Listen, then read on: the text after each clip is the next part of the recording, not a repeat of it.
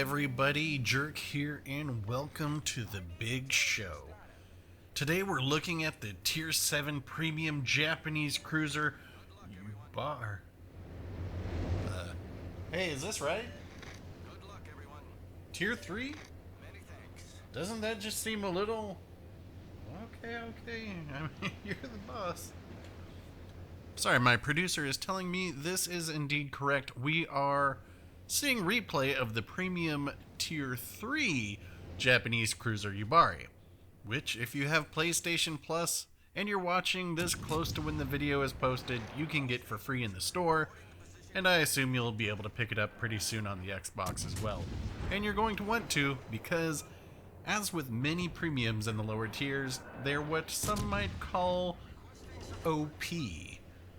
This was in fact my very first premium ship when it was a campaign long ago, right before the Turpits, I think. Back then I thought it was quite awful, but as it turned out, it was I who was quite awful. And despite it only having 2 turrets, it turns out that any more than that would make this comically overpowered. So why is it so good? Well, it's not the armor, as that's quite thin and you can take pretty hefty damage from anything, especially battleships, which make their first appearance at Tier 3, and especially from a premium Tier 3 battleship such as, say, Arkansas? No, what makes it so good are indeed its 2 guns, relatively good agility, and above all else, its insanely accurate dispersion. I know I say Russian battleships have good dispersion, but Yūbarai could hit a quarter off the top of a conning tower at 10 kilometers.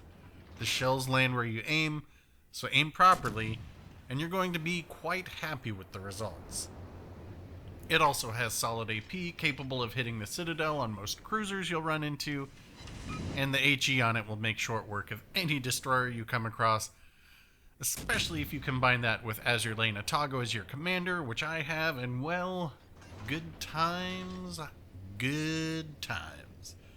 So do yourself a favor and grab it when you can. As for this game itself, we're on the map Ring, and you'll notice I have avoided the near irresistible temptation most suffer from to go to the edge of the map around the islands. My reasoning is simple. That will leave me out of position, as well as make me the only target for any red ships to shoot at, and if I want to win, I need to stay alive. Besides, they'll all eventually make it to me.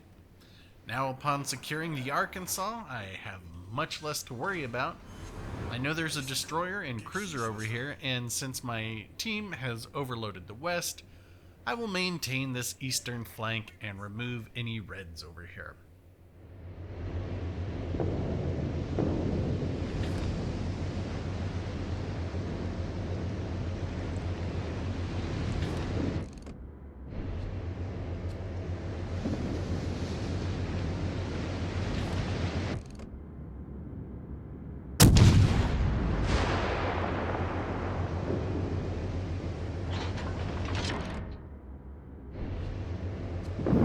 My division mate is about to go down, but that's okay. For securing the win, we primarily needed to remove that Arkansas.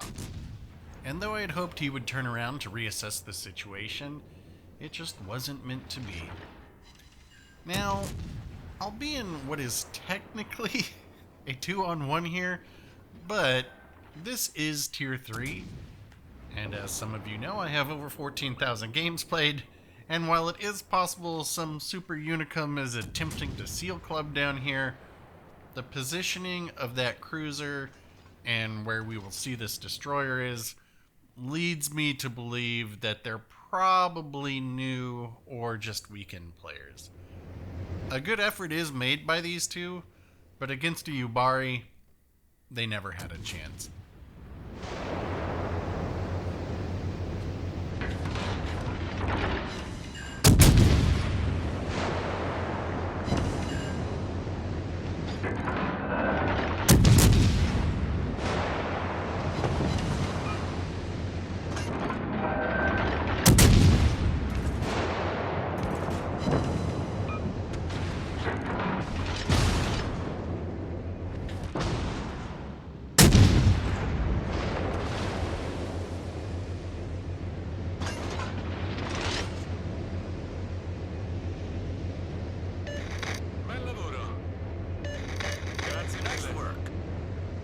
前方に魚雷確認。 Now, having dropped spot a few minutes ago, well, a moment ago, I'm pushing the destroyer's smoke so that when it dissipates, they'll be spotted and I can promptly remove them. At that point, all I'll have to do is sink that Italian cruiser and then make my way back to help the team.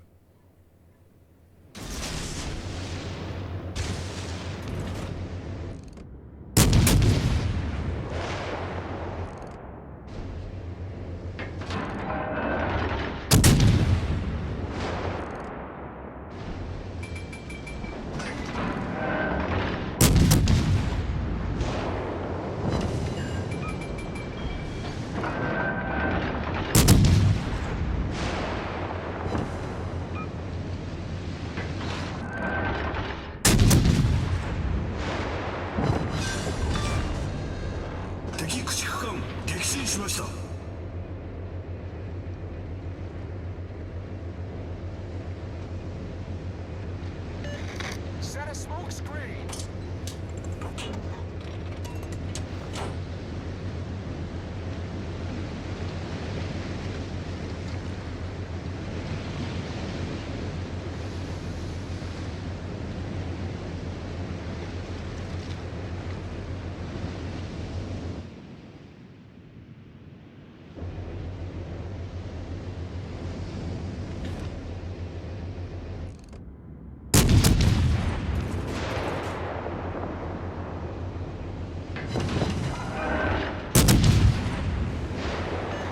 I need intelligence data. I need help.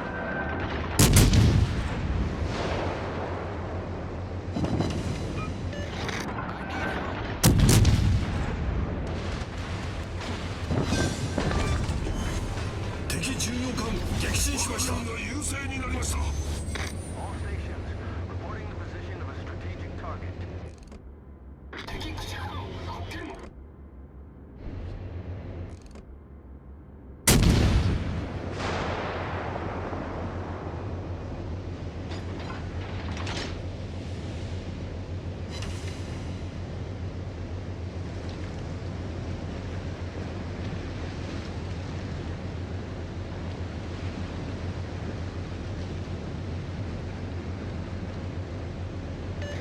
All stations, requesting fire on the designated target.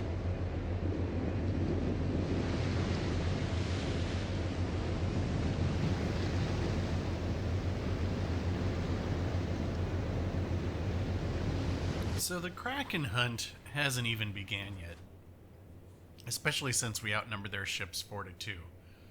But as anyone who has played more than one game will tell you, you can never trust your teammates.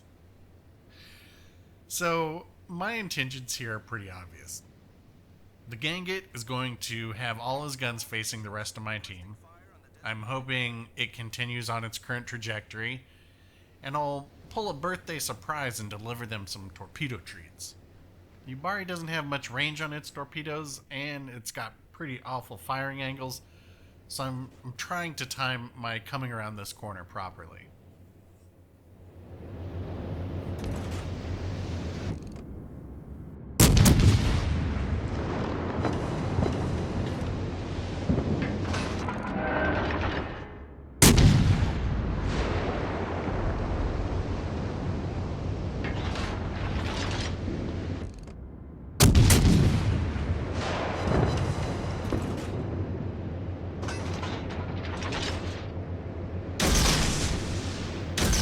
Now is the time for late game heroics.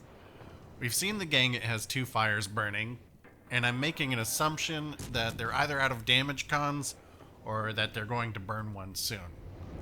So I turn to get my torpedoes off, and I fired them off reticle in anticipation that he continues to turn. We just lost a ship, but our torpedo is going to hit and cause a flood, and we're going to see that the damage keeps ticking up, and that tells me the Ganget is now a goner. Whether he used that damage con or not, he's going to flood out.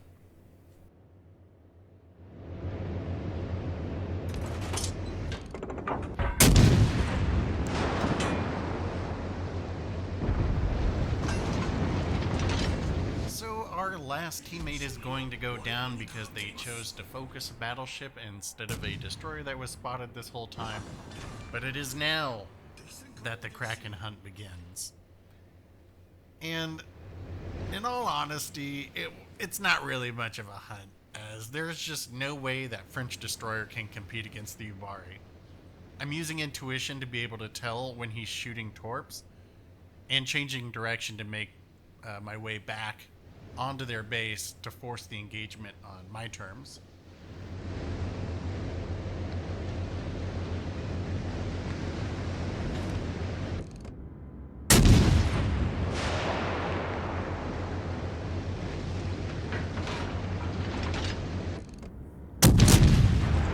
With the destroyer spotted, it is all over but the crying. Shout out to the ink spots. So there you have it, folks. A look at the Yūbarai and some insight into my thought process of securing this win. On the off chance this is your first time here, and you're not yet tired of winning, check out some other videos of mine, and while they may not all be wins, I wouldn't post them if they were awful losses. Thumbs up if you wanna, and thumbs down if you're like some Joaquin Phoenix Caesar. Nail that subscribe button with the accuracy of a Yūbarai to never miss future videos. I appreciate you taking the time to watch, I hope you enjoyed, and we'll talk soon.